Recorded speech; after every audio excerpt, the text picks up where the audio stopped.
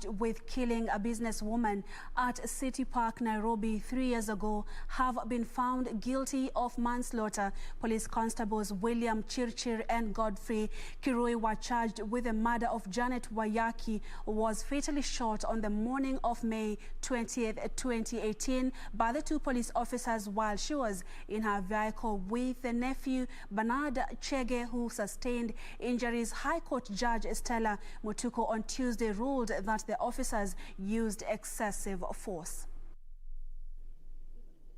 Police constables William Chirchir and Godfrey Kirui will next week mitigate in their manslaughter case after the court found them guilty of killing Janet Waiyaki at City Park Nairobi in 2018. High Court Judge Stella Mutuku ruled that the force the police officers used was not proportional, as there was no offense that had been committed by Waiyaki and her nephew, and they did not pose any threat when the officers opened fire.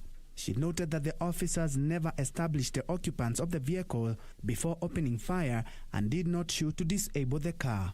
I therefore find William Chirchir, the first accused, and Godfrey Kirui, the second accused, not guilty of the offense of murder, contrary to Section 203 as read with Section 204 of the Penal Code. Instead, I find each of them guilty of manslaughter. Elsewhere, a Kiambu court has ordered Peter Njenga Mwangi, alias Ole Sankale, the prime suspect believed to be behind the murder of National Lands Commission Communication Officer Jennifer Wambua, to undergo a mental assessment to ascertain if he is fit to stand trial. Mwangi will be presented in court on Wednesday for further directions. The prime suspect has since been placed at the scene of the crime by forensic evidence, as well as witnesses who saw him with the deceased the last time she was seen alive on March 12, 2021.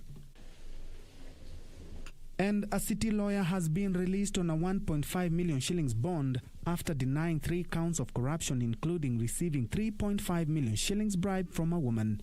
Appearing before Anti-Corruption Chief Magistrate Douglas Ogoti, Ahmed Ngaira Rashid denied the charges. It is alleged that, being the manager legal services at Agricultural Finance Corporation, he requested for a financial advantage from Nancy Kavinya Kioko with intent that, in consequence, he would influence writing off a loan of 10 million shillings she had taken with the Agricultural Finance Corporation.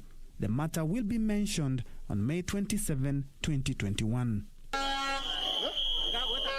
Finally, advocates in Meru County on Tuesday held a peaceful demonstration at Tigania Law Courts over what they claim is harassment and misconduct of the Tigania Law Courts Chief Magistrate Sogomo Kadogo.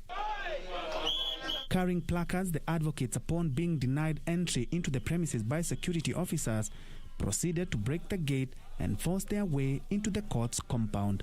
Thereafter, they presented their petition to Linda Kiome, the chairperson, Law Society of Kenya Mount Kenya Region, who pledged to forward it to the Judicial Service Commission for action. He is a person that you can hardly work with. And all the minimum that we want as a station or as an area, the whole Meru region, is to get him out of this area. I want to assure the Meru Bar Association that this memorandum is going to be forwarded to the Judicial Service Commission, specifically through our male representative to the JSC, and it shall be acted upon. For Channel 1 News, I'm Ben Troy Njue.